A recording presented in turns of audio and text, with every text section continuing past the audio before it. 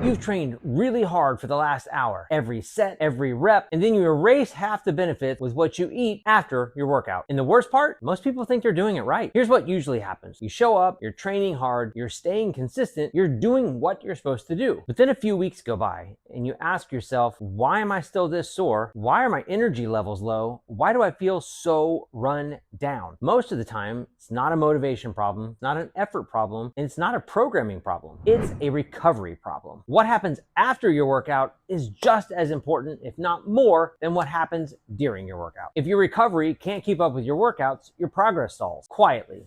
There's no big crash, just lingering soreness, flat energy, and results that never quite show up the way you're expecting. In this video, I'll show you why your post-workout meal matters more than most people think, how to compose your post-workout meal to maximize your recovery. When you're training, you're breaking down your muscle tissue so your body has a reason to adapt and build it back stronger. But the rebuilding isn't automatic. Your body needs raw materials to work with, and protein is the main raw material your body needs. If protein doesn't show up in meaningful amounts after your workout, your body doesn't fully adapt. It recovers enough to survive, but not enough to improve. And that's why this can be so frustrating for people. You're working hard and you're being consistent, you're just not paying enough to meet the demand you've created. Once you see it this way, the whole post-workout conversation starts to get really simple. So when you're building your post-workout meal, you need to think of protein as the primary ingredient. It's not the side dish. It's not adding a little milk to your coffee, grabbing a handful of nuts, or grabbing a smoothie that was mostly fruit.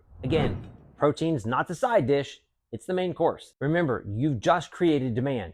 You broke down muscle tissue. You gave your body a reason to rebuild. If protein isn't the main course of your post-workout meal, you're not giving your body the raw materials it needs to properly rebuild. Now, this doesn't mean you need to run out and get a food scale or get some perfect macro formula. This simply means that when you look at your post-workout meal, on the plate, protein should make up the largest portion. Remember, main course, not the side dish. For most people, we recommend your post-workout meal to have your largest portion of protein for the entire day. When that starts to happen on a regular basis, your soreness improves, your energy improves, and you'll start to feel like you're making more progress. Sometimes people think that they're not recovering because they're training too hard. Your training matters, your sleep matters, but your post-workout meal, having enough protein is also a significant factor in your overall recovery. Once you've made protein the largest portion of your post-workout meal, everything else becomes a little easier. This is one of the reasons why we recommend a post-workout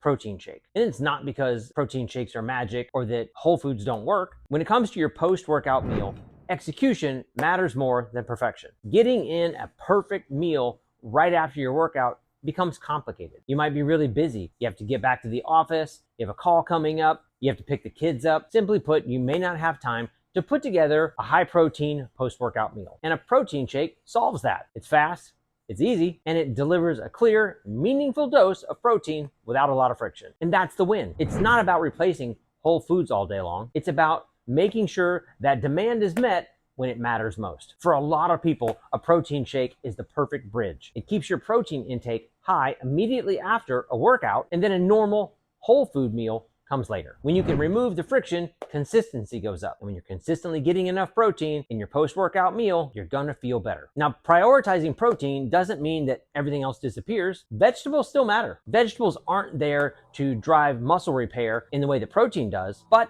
they support the recovery process in quieter ways. Micronutrients, digestion, inflammation control, all the behind-the-scenes stuff that keeps your body working well. So don't go too far in the other direction.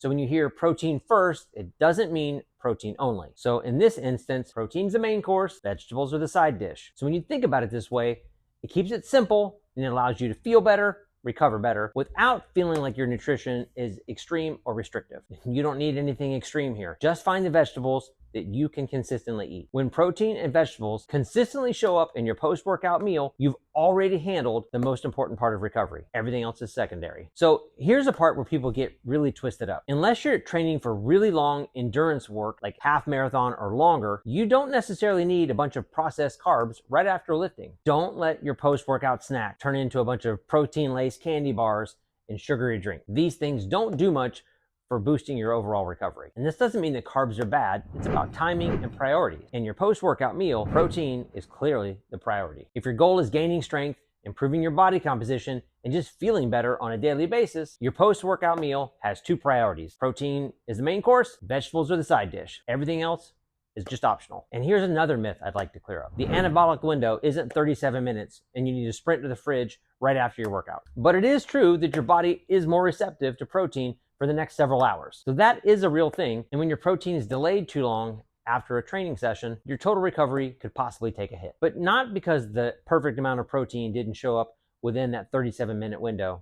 That's not true. It's usually because protein doesn't show up in meaningful amounts in the next several hours. But we're people and we develop patterns. And so if your pattern is not getting in enough protein directly after your training session, that's where you need to make the adjustment. The goal here is to find a way you can consistently get enough protein after your training sessions so that you can maximize your recovery. So whether that's a protein shake or a well-balanced meal, find what works for you so that you can stay consistent. You don't need to start a stopwatch right after your workout. You just need to stop leaving your recovery to chance. Think about it this way.